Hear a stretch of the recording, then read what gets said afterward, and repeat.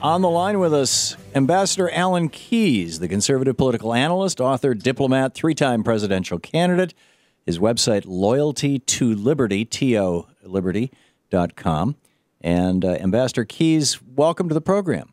Well, thank you. That's loyal. It's just Loyalto. Loyal to Liberty. Oh, Loyal to Liberty. Okay, thank you for that. Thank you. And Loyal to Liberty is your Twitter as well. That's right. Right. You were appointed ambassador to the UN Economic and Social Council by President Reagan. You served as Reagan's Assistant Secretary of State for International Organization Affairs from 85 to 87. You have some knowledge of these international affairs. What are your thoughts on the fast-track authority that is being promoted by this president, as it has been by others in the past, that we don't have right now? And I'm also curious your thoughts on on this new Southern Hemisphere Asian Free Trade Agreement, SHAFTA, the SHAFTA, which they typically refer to as the Trans-Pacific Partnership, TPP. Well, I have to tell you, I think that we're seeing in all of these kind of trade policies, and have for a long time, evidence of the fact that we now have people in government, including in Congress, who seem to be cooperating in an effort to get things through over and the objections of the American people, which they know would be there, and they do that by not letting us know what's going on. The fast track authority is actually a way of negotiating treaties in secret, bringing them out before Congress under rules that are set so that basically you don't have much time to look at what's going on. You don't have any input. If there are objections, they're not going to be accounted for much, and then it has to be passed through with a deadline that really makes it impossible for you to make any alterations in what's happened. It's worse under Obama because he actually didn't have fast-track authority when he negotiated this TPP, this latest agreement that they want to bring forward. Right. So it was all done in secret, without the usual advance guidance from Congress that's provided for when fast-track authority is actually granted. And so it sets a precedent for the worst kind of thing, where you negotiate it in secret, plop it on the table, take it or leave it, and force people to accept it without really much scrutiny. Ralph Nader has a new book out called Unstoppable, and on this program he walked us through the premise of the book. He suggested that there are, as I recall, it was 27 areas, 27 chapters in his book of areas or topics or issues, I guess it would be the appropriate word, where people like yourself, people who are conservative Republicans, perhaps even Tea Party persuasion, and people like myself, I consider myself a democratic socialist, a liberal Democrat, actually agree. And that if we were to focus on these issues, we could have a consequential impact on this country. And right at the top of that list, I mean, not necessarily literally, but among the top things on that list was the old Ross Perot argument that if you sign, when Ross Perot was in 92, when he was running against Bill Clinton and George Herbert Walker Bush, the average import tariff on goods into the United States was around 30%. It's now around 2.1%. And the consequence of that was we still made things in the United States. Right. That Ross Perot moment is still here. Are you with me on that, or are we missing something here? No, you're not missing it, I think. And in fact, for many years now, I admit that during the course of the NAFTA debate, remember that? Oh, yeah. During the context of which Ross Perot and others were holding forth, Pat Buchanan and others. I used to be one of those people. Used to be means like 30 years ago now. Mm-hmm. Yeah. who accepted the free trade mantra as if it were somehow equivalent with free enterprise, right? Right. And that's just a lie. In point of fact, what free trade involves is the imposition of an international regime of very rigid and controlled regulation. And then the question is, who do those regulations benefit?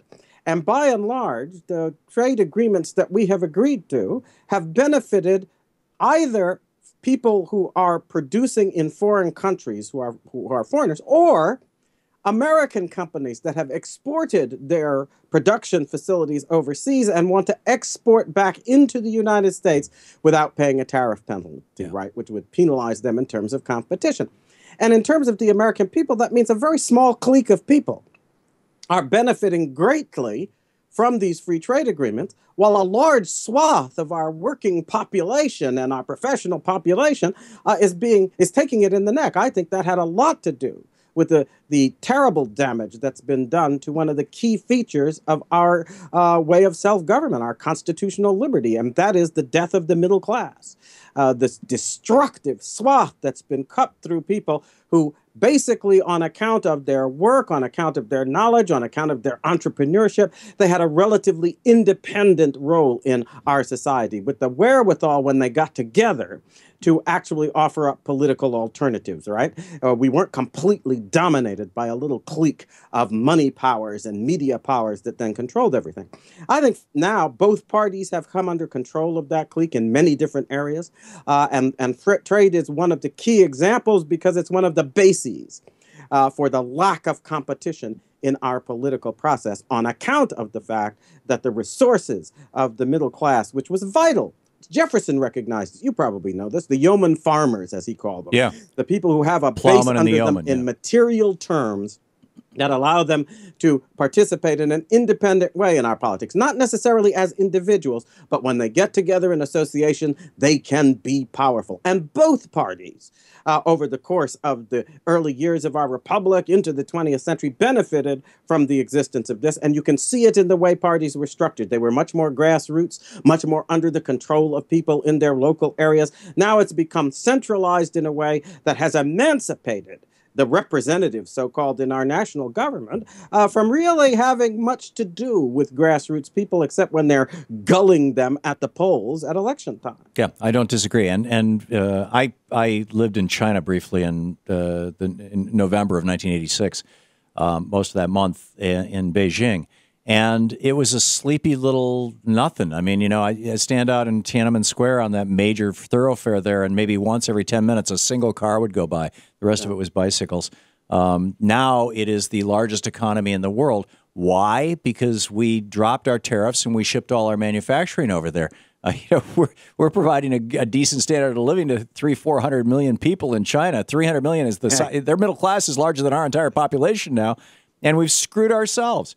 How do we, you as a Republican, me as a Democrat, and there are some Democrats saying this, Bernie Sanders is saying this, Sherrod Brown is saying this, Jan Schakowsky, most of the members of the Progressive Caucus in the Democratic Party in Congress are saying what you and I are saying. Do you know of any Republicans in elected office who are saying this? And if not, how do we get this message beyond just, you know, the insiders versus the outsiders? We have just a minute left, Alan Keyes. Well, excuse me. Step number one, I think there are people who would identify themselves as Tea Party folks who are walking along this same line. I think sometimes it would be good if we would identify what is, I think, our common allegiance, because when you think this through, we're talking about whether we're going to respect a constitutional system that gives a decisive role to the people at large, right? Right. We the people, the first three words. Exactly. That at the end of the day is not going to be subject to some kind of tyrannical control by a little clique. Whether it's an oligarchic clique, the way the old aristocracies were, or a monarchic clique, the way a lot of the totalitarian dictatorships are, we reject those ideas. We want a way of life in which the people at large can be mobilized in a political sense when their key interests and values and understandings are at stake.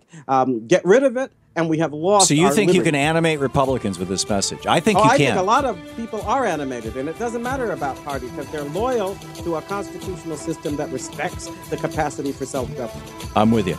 Ambassador Alan Keyes, conservative political analyst, author, diplomat, three-time presidential candidate.